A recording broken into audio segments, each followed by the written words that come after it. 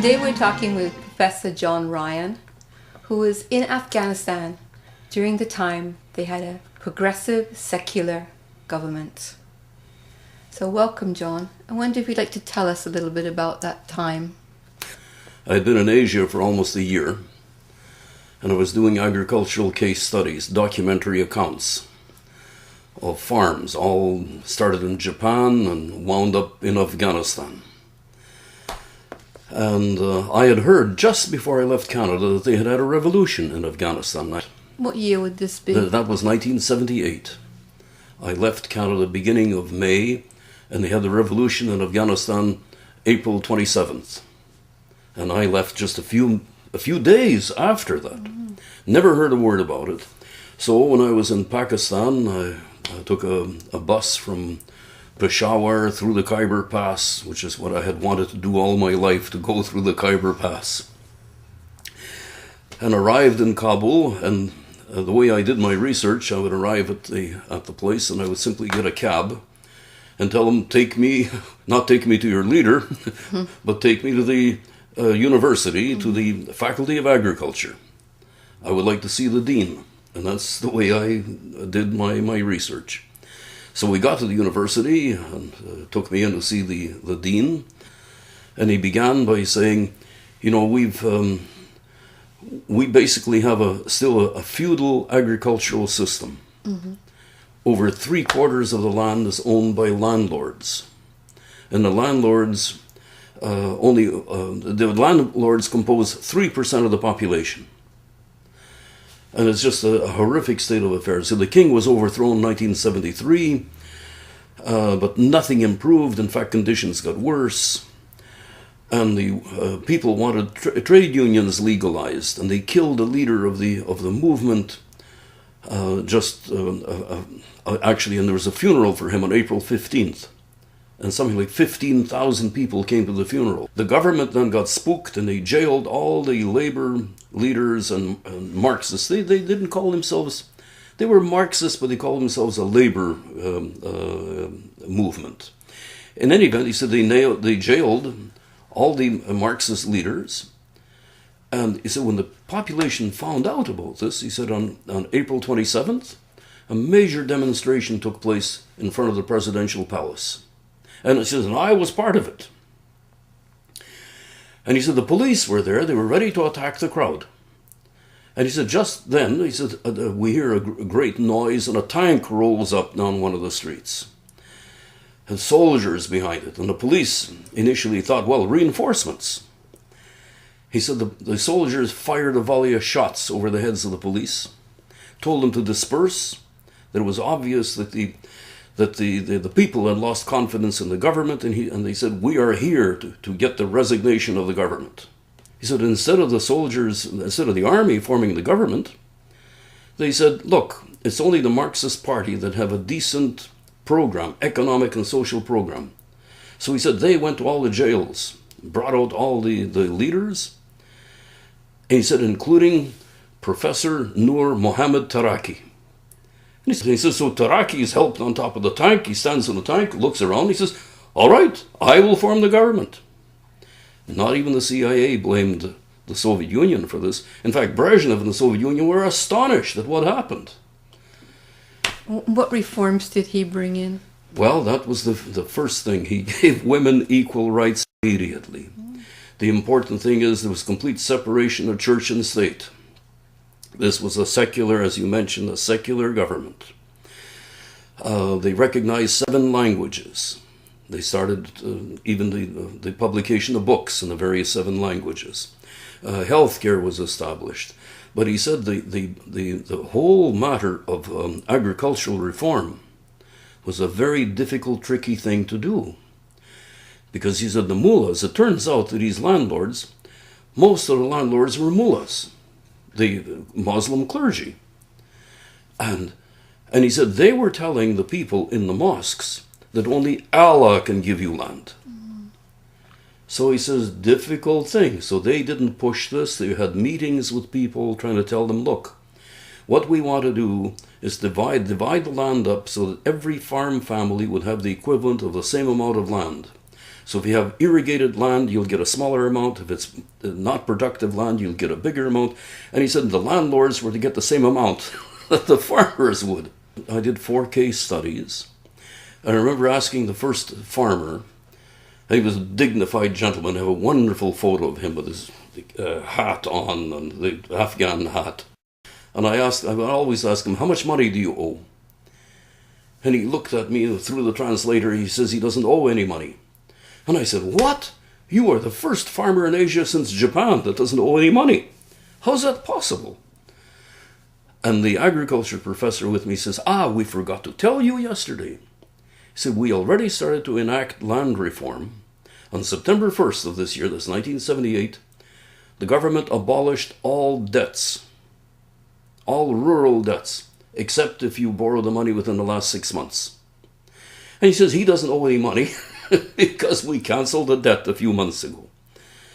And so I asked him, what does he think of this government? And I will never forget the look on this man's face. He looked at me and he goes, oh. And it just poured out of him.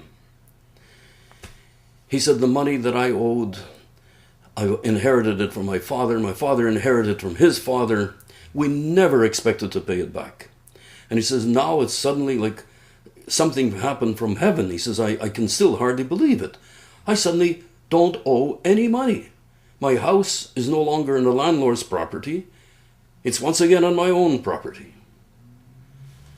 And I spoke with the other 3 farmers in the same way, and it was one of them, it was a tearful experience when they explained how life has completely changed for them because now they own their land.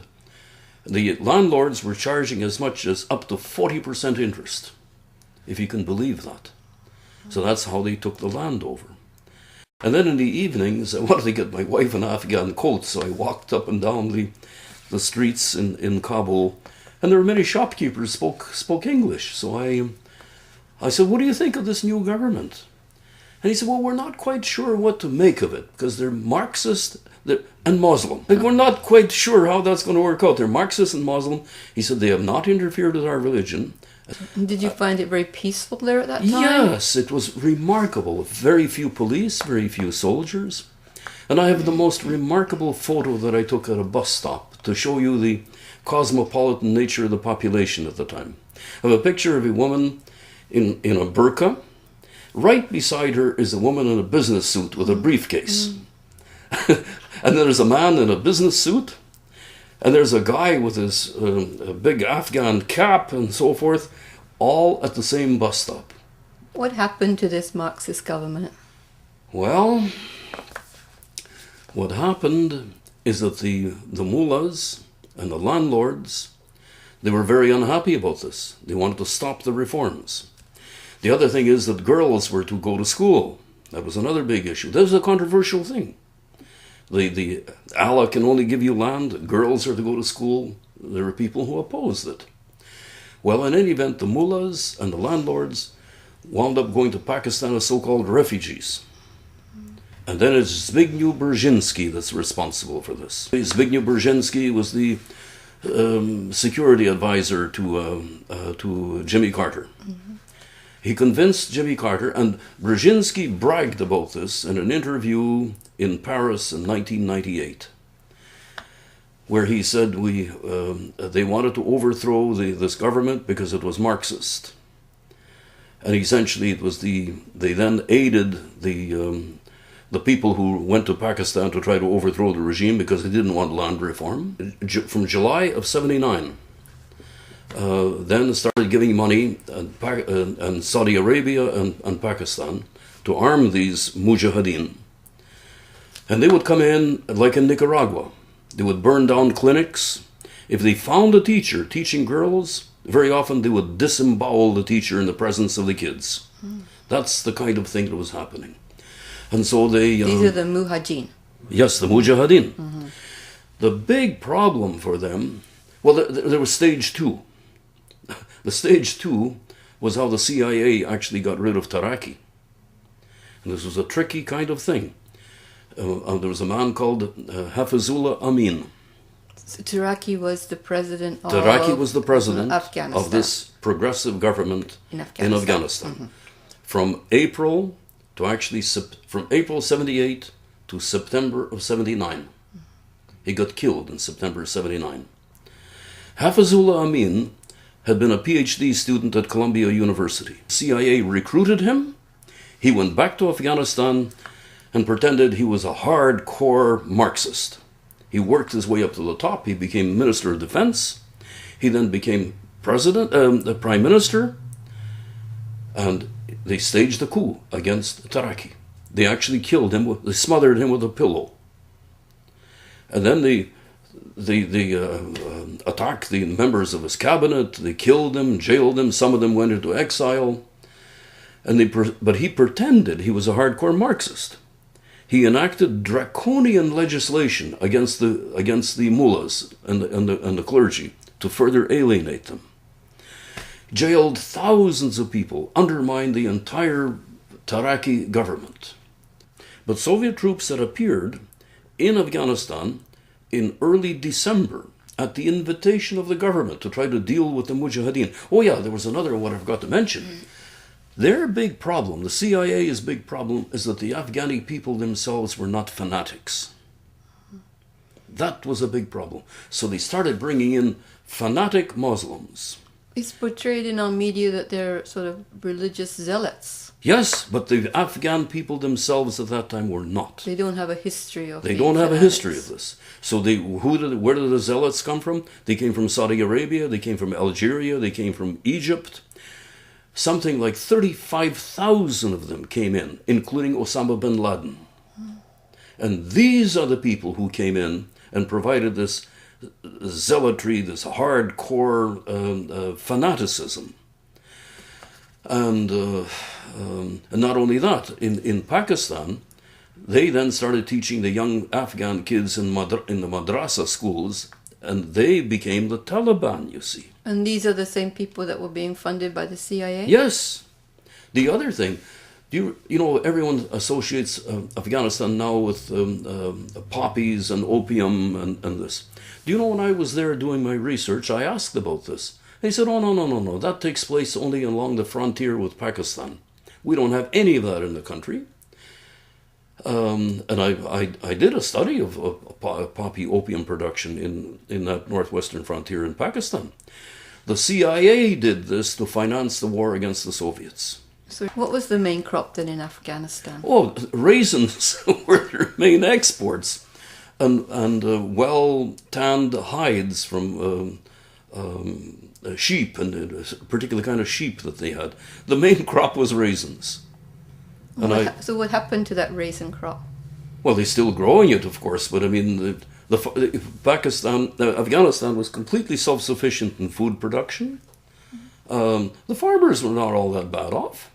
They had, well, in any event, what happened when Hafizullah Amin was killed? They then brought in Babrak Karmal, who was in exile in Czechoslovakia, and Babrak Karmal then formed the government, another progressive Marxist government.